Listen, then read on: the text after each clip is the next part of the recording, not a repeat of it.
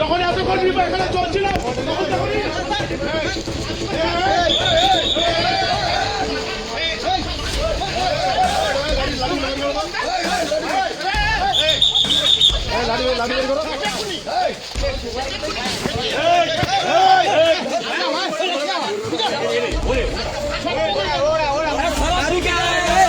किसको खराब से क्या आया है?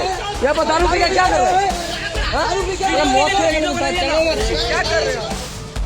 জগদী পোতায় বুথের সামনে সংঘর্ষ, ফলস ভোটের অভিযোগে উত্তেজনা সোনারপুর উত্তরে 13 নম্বর বুথ ঘিরে চাঞ্চল্য, বিজেপি তৃণমূল মুখোমুখি। সোনারপুর উত্তর বিধানসভা কেন্দ্রের জগদী পোতা এলাকায় ভোটের দিনে উত্তেজনা ছড়ালো বুথের সামনেই সংঘর্ষকে কেন্দ্র করে। জগদী পোতা প্রাইমারি স্কুলের 13 নম্বর বুথ ঘিরে এই ঘটনায় চাঞ্চল্য তৈরি হয়েছে গোটা এলাকায়। অভিযোগ উঠেছে ওই বুথে 3 থেকে 4টি ফলস ভোট পড়েছে, যা নিয়ে শুরু হয় বিতর্ক এবং ক্রমে তা উত্তেজনায় পরিণত হয়।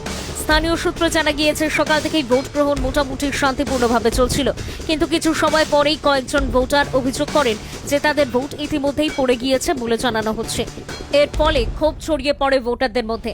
একাধিক ভোটার বুথে এসে ভোট না দিয়েই ফিরে যেতে বাধ্য হন বলে অভিযোগ উঠেছে। এই পরিস্থিতির মধ্যেই ঘটনাস্থলে পৌঁছন বিজেপি প্রার্থী তথা প্রাক্তন আইপিএস অফিসার দেবাশিস ধর। তাকে ঘিরে শুরু হয় উত্তেজনা।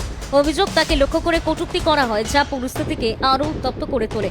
বিজেপি ও তৃণমূলের কর্মী সমর্থকদের মধ্যে প্রথমে বচসা শুরু হয়, পরে তা ধাক্কাধাক্কি ও সংঘর্ষের রূপ নেয়। পরিস্থিতি দ্রুত অবনতি হওয়ায় ঘটনাস্থলে পৌঁছে যায় বিশাল পুলিশ বাহিনী। আইন শৃঙ্খলা রক্ষা করতে পুলিশকে হস্তক্ষেপ করতে হয় এবং পরিস্থিতি নিয়ন্ত্রণে আনার চেষ্টা চালানো হয়। যদিও সংঘর্ষের জেরে এলাকায় আতঙ্কের পরিবেশ তৈরি হয়েছে এবং সাধারণ ভোটারদের মধ্যে উদ্বেগ বাড়ছে। এই ঘটনার পর নির্বাচন প্রক্রিয়ার স্বচ্ছতা নিয়ে প্রশ্ন উঠতে শুরু করেছে। বিরোধী পক্ষের দাবি পরিকল্পিতভাবে ফলস ভোট করানো হয়েছে, যাতে প্রকৃত ভোটারদের ভোটাধিকার প্রয়োগে বাধা সৃষ্টি হয়। অন্যদিকে শাসক দলের তরফে অভিযোগ অস্বীকার করা হয়েছে এবং পরিস্থিতিকে রাজনৈতিক উদ্দেশ্য প্রণোদিত বলে দাবি করা হয়েছে। সব মিলিয়ে জগদী পোতা এলাকায় এই সংঘর্ষের ঘটনা ভোটের দিনকে ঘিরে নতুন করে উত্তেজনা তৈরি করেছে। প্রশাসন পরিস্থিতির উপরে কড়া নজর রাখছে এবং যাতে আর কোনো অপ্রীতিকর ঘটনা না ঘটে তার জন্য অতিরিক্ত নিরাপত্তা ব্যবস্থা নেওয়া হয়েছে। Bureau report, DN news Bangla. 3খানা ফলস ভোট অলরেডি ধরা পড়েছে। আমরা টেন্ডার ভোটের জন্য অনেকবার বলেছি, ভিতরে ঢুকতে দেয়নি। তো সেটা নিয়ে বিএলওদের সাথে কথা, আমরা 13 নম্বর বুথে আমরা এই খবরটা পাচ্ছি অনেক জায়গায় এরকম ফলস ভোট পড়েছে। সেটা নিয়ে আমরা রিপোর্ট চাওয়ার জন্য যখন এটা আলাপ আলোচনা চলছে, কিছু গুন্ডা জানি না কোথা থেকে এসে করেছে, এদের এসে এখান থেকে ঝামেলা শুরু করে, মানে এবং ফুল ড্রাঙ্ক অবস্থা, ঠিক আছে, এবং ওখানে চেস করতে শুরু করে যে কেন আমি ওখানে বসে বিএলওর সাথে কথা বলছি। আমি জানি না এটা বিএলওকে কেন বাইরে রাখা হয়েছে। আপনারা দেখুন, আপনারা তো কভার করেছেন কোথায় বিএলওকে কিভাবে মানে টর্চার করেছে এরা, আপনারা কথা বললে বুঝতে পারবেন। তৃণমূলের এখানে আমি তো 3 জনকে দেখেছি, তারপর আমি জানি না, তারপর এখানে এসে মারপিট শুরু করে দেয় এবং মানে এদের গুন্ডাগার্দি এখনো বন্ধ হয়নি। এটা মনে হয় এরা মারতে ছিল, ড্রাঙ্ক অবস্থায় এসেছিল এবং ইয়েতে অ্যাটাক করতে শুরু করে। আপনারা দেখেছেন তো কীভাবে মারপিট করছিল। আমি করছিলাম বিএলএর সাথে আলোচনা, এসে আমাদের দলীয় লোকের হাতে ওপরে অ্যাটাক করতে শুরু করে। আমি তো অনেকবারই বলেছি, আমাদের যেহেতু ওখানে ভ্যাব হয়েছে ওখানে বসিয়ে দিয়েছে। এর থেকে দূরে বসেছিলেন? না না, ওই ভ্যাবেই বসেছিলাম। আচ্ছা, কারা বসে? আমি যেটা জানি যে বসতে হবে, যে যেখানে ফার্স্ট সিকিউরিটি হচ্ছে ফার্স্ট চেকিং করবে সেন্ট্রাল ফোর্স, সেকেন্ড হচ্ছে চেক করবে বিএলও। কারণ ভোটারদের যেহেতু বিএলওই সরজমিনে চেনে, বাকি তার কেউ চেনে না। এটা তো বলা হয় ইলেকশন কমিশনের চোখ হচ্ছে বিএলও। কিন্তু গত পরশুদিন সেক্টর অফিসারকেও ফোন করলাম, ফোন করে বললাম স্যার আপনি ভ্যাবটা যেখানে বানিয়েছেন সিকিউরিটিরা তো যদি গেটে থাকে আর আমরা যদি গেটের বাইরে থাকি, তাহলে এই দিক দিয়ে লাইন হলে আমরা তো ওখানে কেউ যাবেই না।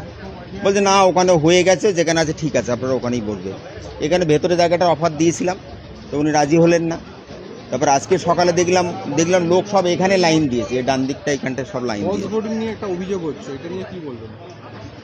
না, এটা তো আমার চোখের সামনে এসছে। এটা 10/11-তে ফলস ভোটিংয়ের কোনো রিপোর্ট নেই।